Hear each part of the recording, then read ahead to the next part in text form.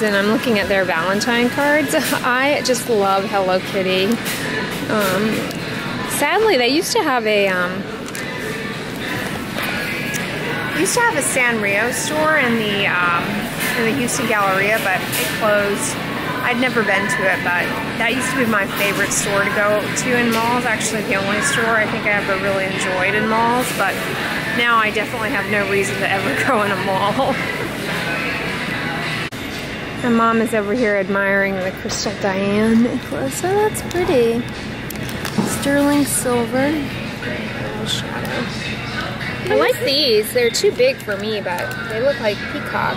Yeah, those are really gorgeous. This is a nice little sampler of dark chocolates. Yeah, the Divine chocolate. Yeah. $5 is not bad for little bars. And they have earrings too.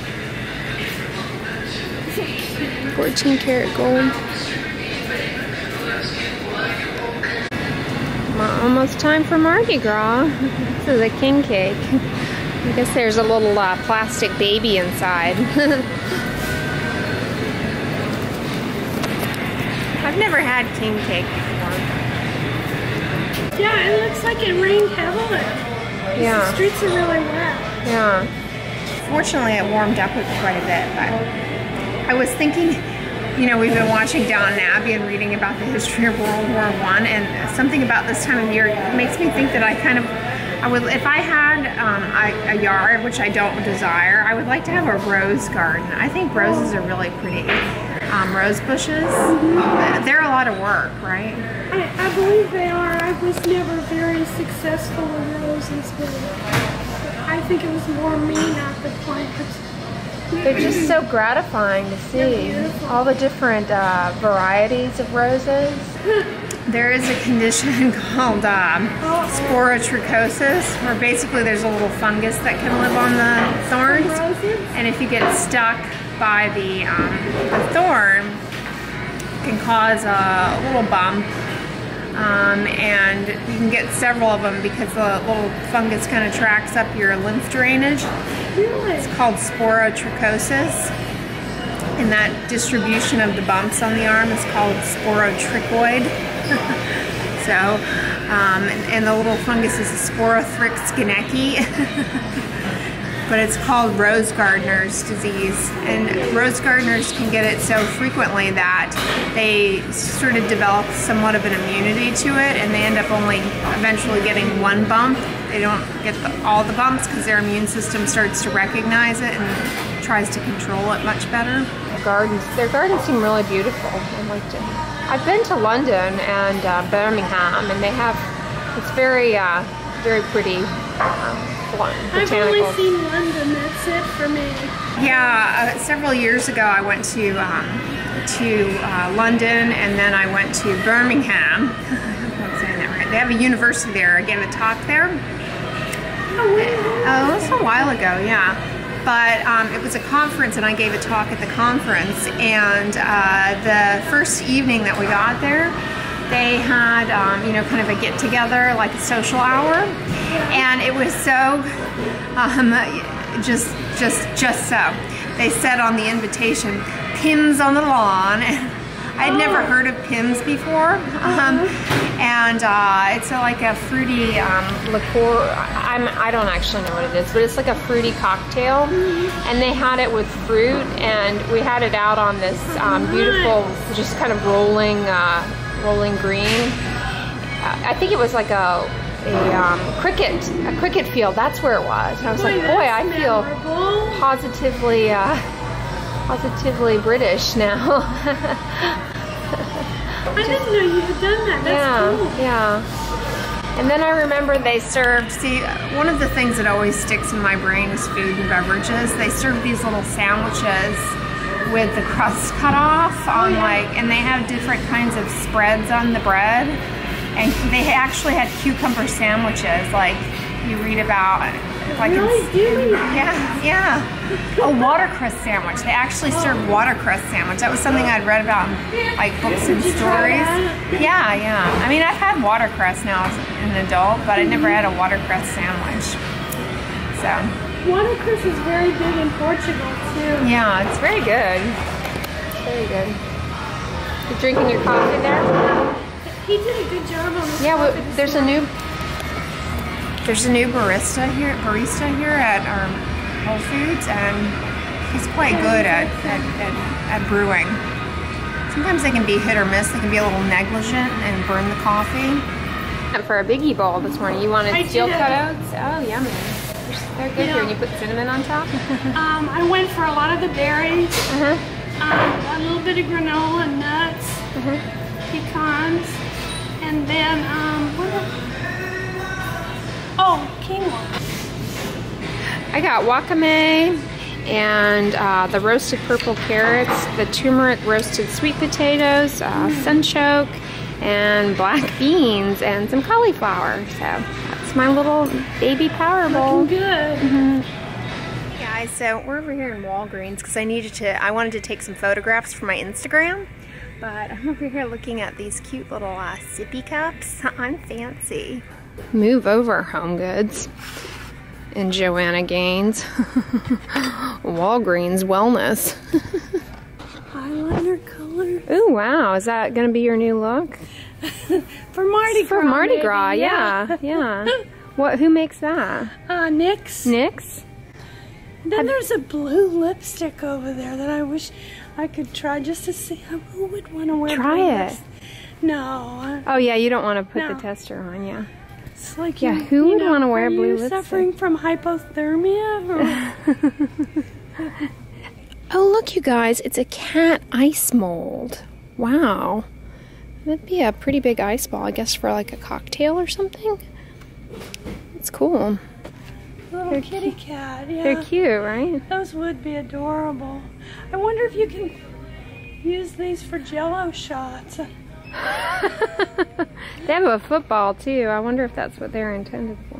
He's cute. Love owl. Yeah. I like this guy. Some of the Valentine cards are just downright gross. Really? Yeah. Apparently Walgreens has some risque Valentine cards. Yeah. Like with nudity or something? Uh-oh, we won't go over there. This channel is rated G for a general audience. Not for your channel consumption. So we're over here in the office supplies, and I want some feedback. Are these, or some information, are these Papermate Inkjoy gel pens any good? They're $1.99 here. You can buy, I like that you can just get one, although admittedly they must be good because they're sold out of most of their colors. Are they on sale, or is this the Sharpies? That's why. No, it's the Sharpies. Oh, the Sharpies, the chisels, yeah.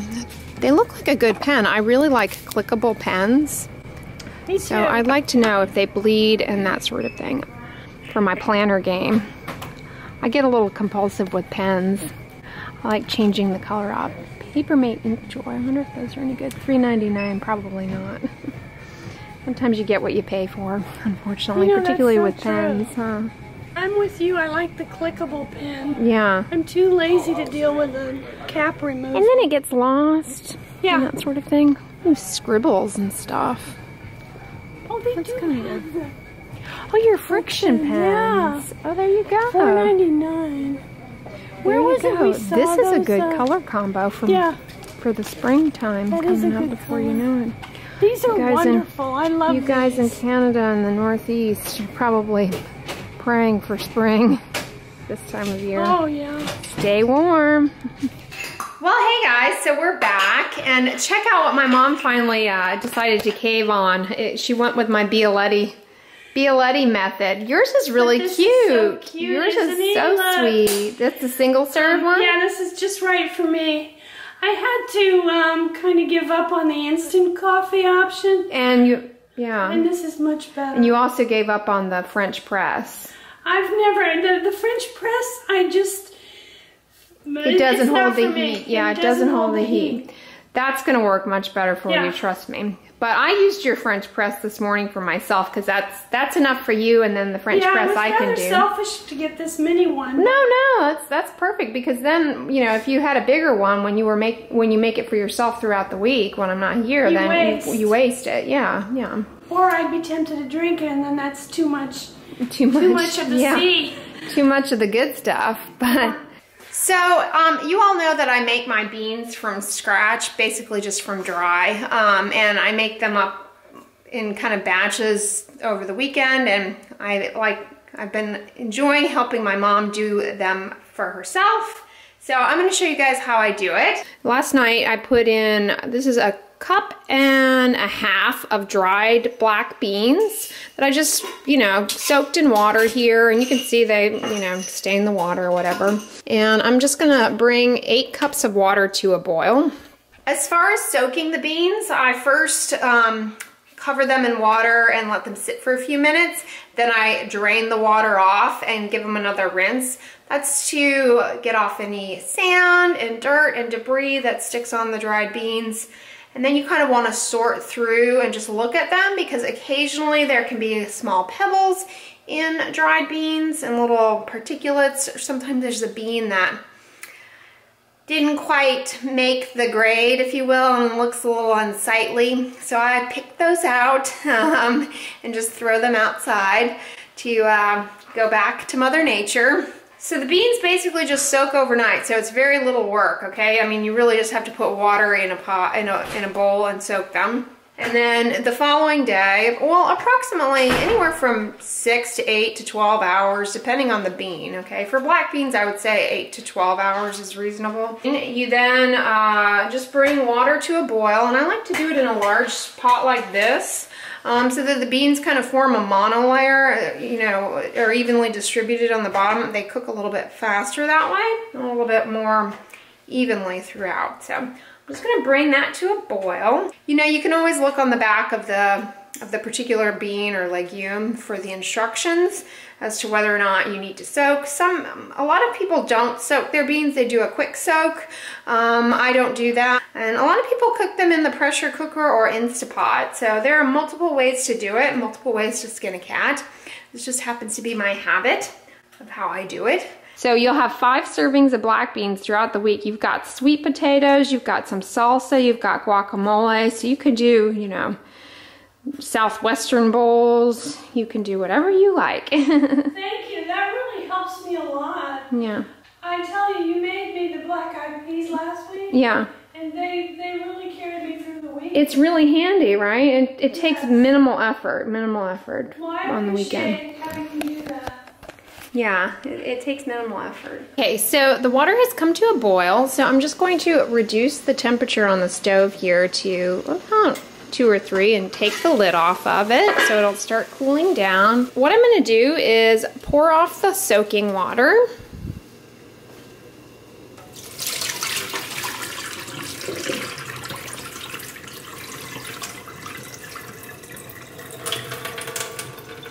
You can see the beans absorb quite a bit of that water. If you've ever seen a dried black bean, you'll know that they increase in volume after the evening soak. And then I'm just going to dump them on in. And they help the temperature come down a little bit more quickly. So I'm just going to put them there and let the temperature of the water come to cool. And once they're just simmering, I will cook them for approximately 45 minutes to an hour covered. So yeah, now is the time when you can just do whatever you normally do in your home for 45 minutes to an hour, like put away laundry, catch up on emails, watch YouTube, watch a documentary or trash TV if that's your thing, bake cookies. I mean, 45 minutes, the possibilities are endless. So don't view it as, oh, I don't have the time. View it as, this is going to save me time and it's time I already have and am using. So it's very doable. Right. So the beans cooked for approximately 50 minutes, give or take. And I just turned the stove off, and as I said, I cooked them covered. And one of the ways to know that they're kind of to your desired doneness, I just took some out of the pot, let them cool, and I took one of them and mashed them on the back of the spoon. Here, let's see if it'll focus because we're kind of in bad light. There we go.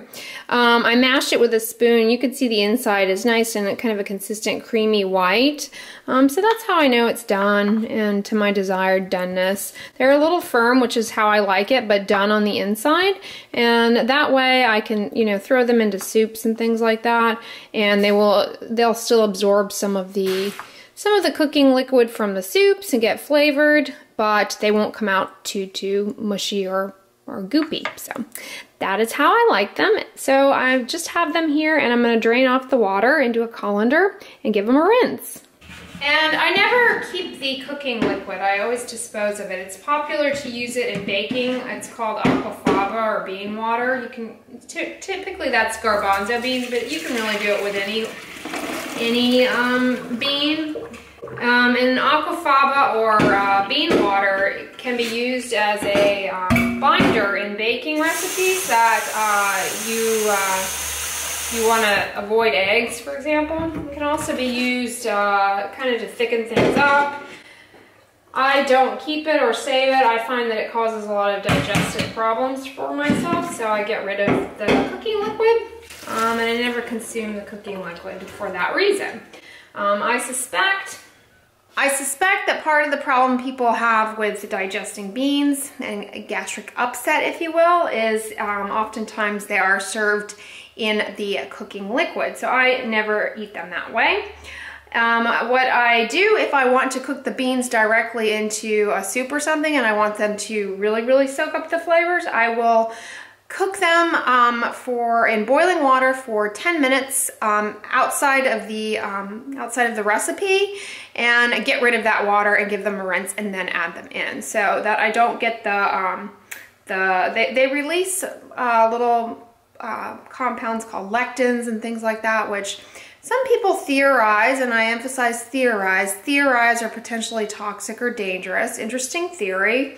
Evidence against that theory is that the Mediterranean diet, which is high in legumes, is associated with longevity and not any sort of adverse health outcome. So I don't know that they're necessarily dangerous to human health or toxic, but it's an interesting theory. However, I believe that their danger lies in potentially causing some GI upset, if you will.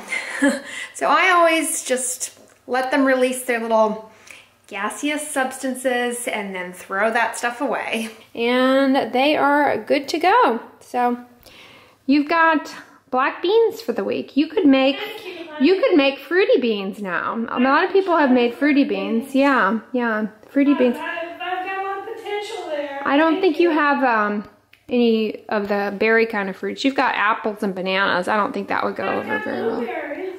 Oh yeah, you do. You could do blueberries and if you wanted, yeah. For fruity beans. Blueberry black beans. That would be interesting. Yeah. They also are good in black bean brownies. I made those once. Yeah, I remember when you made those in a little red and white pan. Yeah, those were good. Fudgy. Well, hey guys, what's up? I just came home, went to the gym, and got out of the shower. Update on the shampoo front. So I'm finished with my VO5 shampoo that you guys know I love. I mean, it's very cheap. It's like 79 cents. Yes, it has sodium lauryl sulfate in it, which I know many of you find very drying, but I've never had a problem with it and I really enjoy it. But I'm all out, and I am still working my way through that Erubio Japanese hair mask that I just use as a shampoo. I got it in my No Makino Life box and I really love it. And I've got a few more uses of that and then I'll be done with it. But tonight, you know, I've kind of been going through like samples and stuff, just trying to use things and make sure that I'm not just hoarding samples. I used this Live Clean Coconut Milk Moisturizing Shampoo, and this little sample of it, I really liked it. It smells really good. It has a nice coconut scent. This is sodium lauryl sulfate free. It comes from Canada, and it has hydrolyzed rice protein in it, which can be, you know, pretty moisturizing actually. And it has apricot kernel oil and coconut fruit extract. I just thought it had a really nice smell to it, and it does, you know, as I said, have fragrance in it, so if you're allergic, yeah, unfortunately that can be a problem. But I liked this. Have any of you guys tried these Live Clean products? I haven't really delved much into those. I know they have a body wash, but I don't use body washes. But I like this shampoo. I didn't use the conditioner. I don't use conditioner. I just find that my hair here in Houston in particular doesn't really need conditioner because I think of the humidity just kind of keeps everything okay. But this was really gentle. Also paraben free and phthalate free. Parabens and phthalates are fine unless you are allergic to them, okay? For example, phthalate allergy can definitely occur, probably a little bit more likely than paraben allergy, but they are both potentially problematic. But nothing is as common as fragrance allergy. But overall, I really like this. So yeah, you know, like I said, I have a few more uses of that Rubio, I'm probably not saying that right, shampoo. And then I'm gonna seg into the Crazy shampoo that I got from H Mart the other day, this peach one. I'm so excited for this. I just need to figure out what I'm gonna do as far as a dispenser. I thought about putting this in my Attitude fragrance-free hand soap dispenser because I am just about finished with that, but I don't think it will hold all the volume of this, and it's not this handy refillable bag is not resealable. But many of you pointed out some wonderful affordable options on the Muji store. Oh my god, I love the Muji store. So I think I might check that out.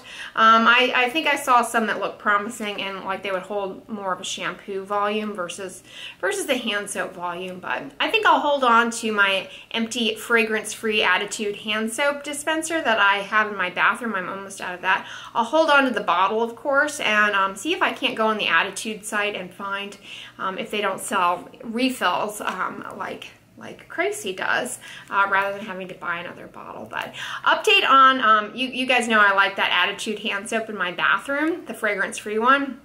And I recently purchased the pear scent from iHerb as well for my kitchen, and that one is really nice.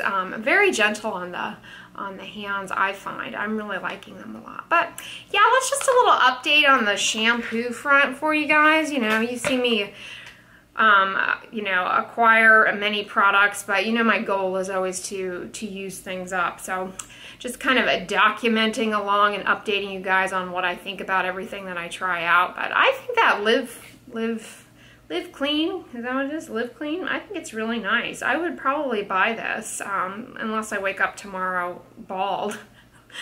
I'm joking, that shouldn't happen. I don't know. Live on the edge, live clean, live on the edge. Anyways, guys, I hope you enjoyed the vlog today. If you liked this video, give it a thumbs up, share it with your friends, and as always, don't forget, sunscreen and subscribe. I'll talk to you guys tomorrow. Bye.